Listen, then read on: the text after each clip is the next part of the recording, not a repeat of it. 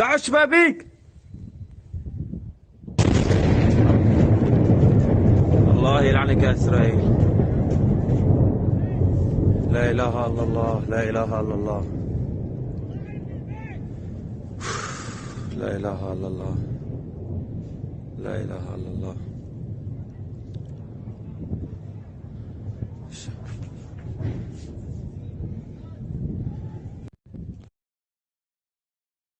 This was the device that was set off in Tartus, Syria.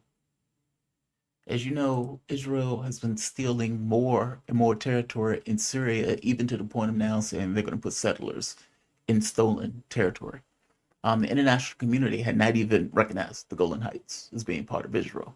And now they have decided to steal more and more and more land because there's no hedge. There's nobody there to stop them from doing so. Syria has fundamentally and entirely fallen.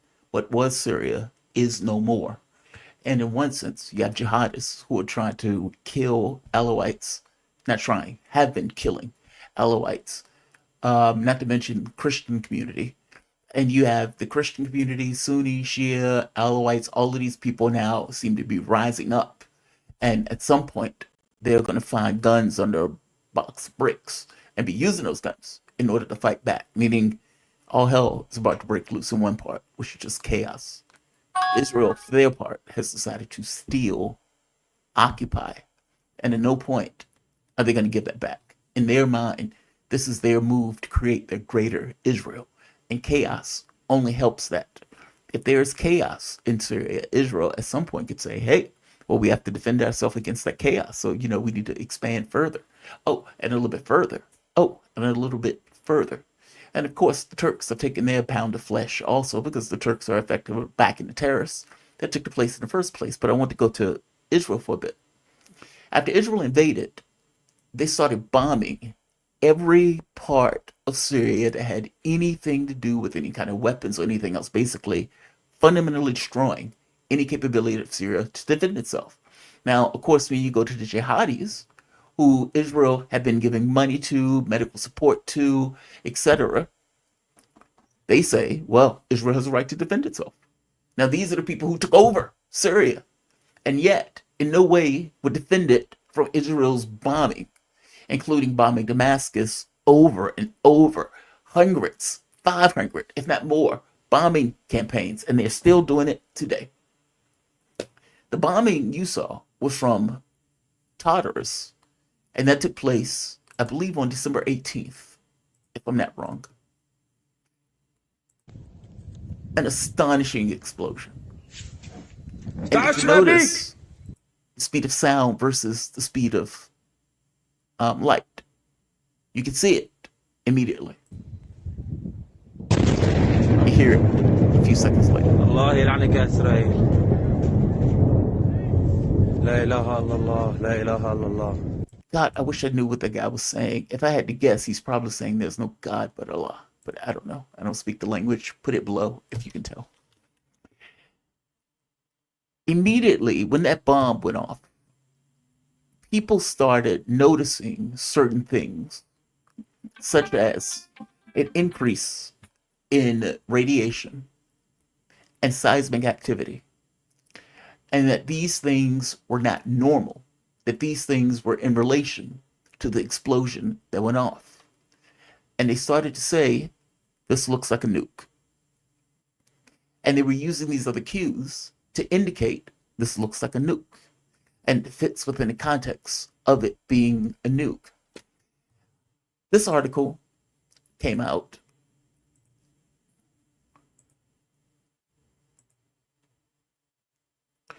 The Israel exploded a small nuclear bomb in Syria. Spike in radiation report says. And it goes into this part. Reports have added that European Union's radioactive environment monitoring found that the amount of radiation increased in Turkey and Cyprus hours after the intense blasts, pointing towards a small nuclear attack. It goes further.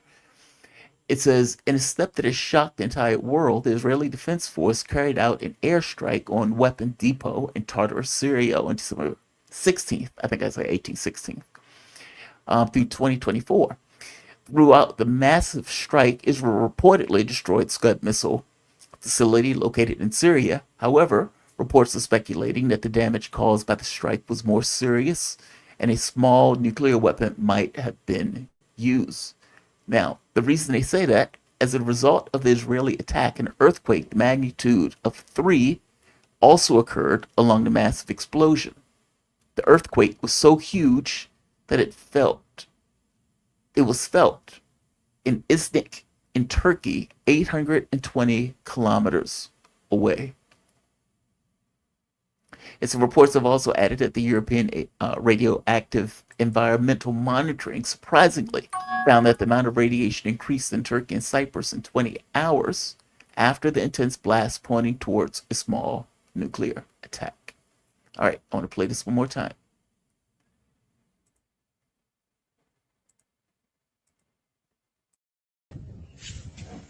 افتحوا الشبابيك.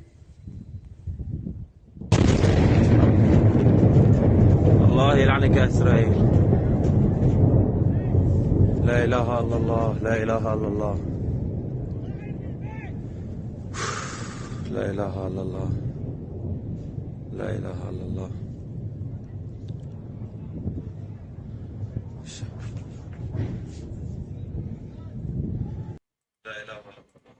All right, to go further. So my first thought was, okay, well, is this true? Now, I immediately go to Google because I'm curious about what Google has to say about this, about the radiation and everything else. Google says this. All right. According to available information, reports on elevated radiation levels in Turkey and Cyprus are likely related to concerns about potential nuclear strike. Well, no, duh. It says, however, there's currently no credible evidence to support this claim. A minor increase in radiation levels within normal range could be misinterpreted as cause for panic, particularly in regions of geographically close to potential conflict zone like Syria. And then it was like, but yeah, you may say that an increase in radiation might be normal in some level, but this is not just kind of radiation just happening. This was at the exact same time of an earthquake and at the exact same time of radiation increase and at the exact same time that they dropped a bomb. How are you telling me that these things are not interrelated? So on further, there was a physicist that was going into this and is doing a lot of science that I don't fully understand, but I will try to go through what I can. So he says nuke in Tartarus. Now this guy is a theoretical physicist, mathematics, earth science, material science, neutron science, statistical quantum physics. This is his field. He says new satellite images indicate center radius for 41 feet based on official Department of Defense formula. I then obtained explosive yield of, this is 28, I guess, kilotons, an excellent agreement of my initial seismic estimate of 0.2 to 0.3 kilotons, demonstrating the power of geographical methods. And he's putting his charts. And by the way, I put all of this at the bottom of the video for you to go through with it. If you disagree with it, feel free to write why. I'm open to interpretation on this. This is not my field of study. Some updated images from Tartus, Syria, from an ammo depot that went up in the fireball on December 15th. It's supposed to be 16th. Going to revise my first geo estimates as the crater diameter is only 25, off due to low data and of these other surface explosions. All right. So he has a lot of notes here. It's a seismology of last night. Nice night attack on Tartus, Syria has the hallmarks of a nuke with an abrupt heat wave onset inconsistent on a delayed detonation. Observe ML 3.2 would have corresponded or at least 0.2 kilotons if it were underground, but this is not underground. This is on the surface, which means it is much larger. Look, I guess beyond all of the data and everything else, something seems to have taken place. Here's one more bit.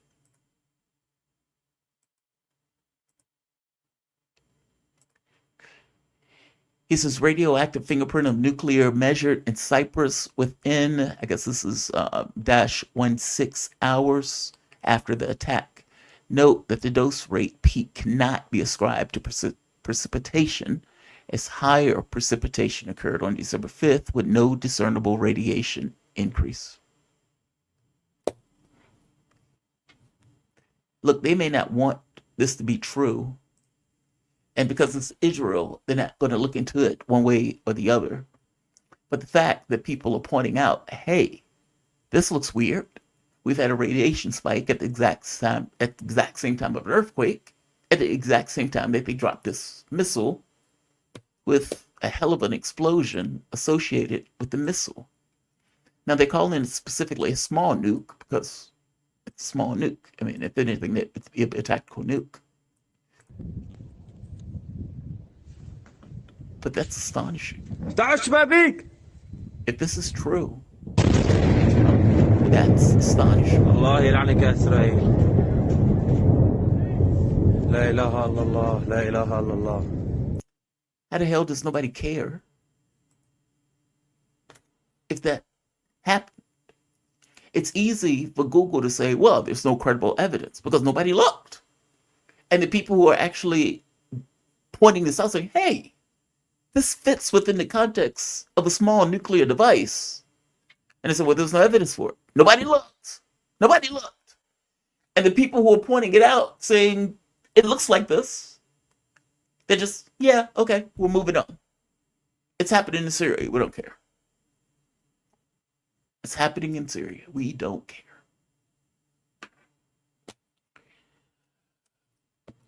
If the data is pointing to something else on this, like I said, this is not my field. Feel free to point it out below.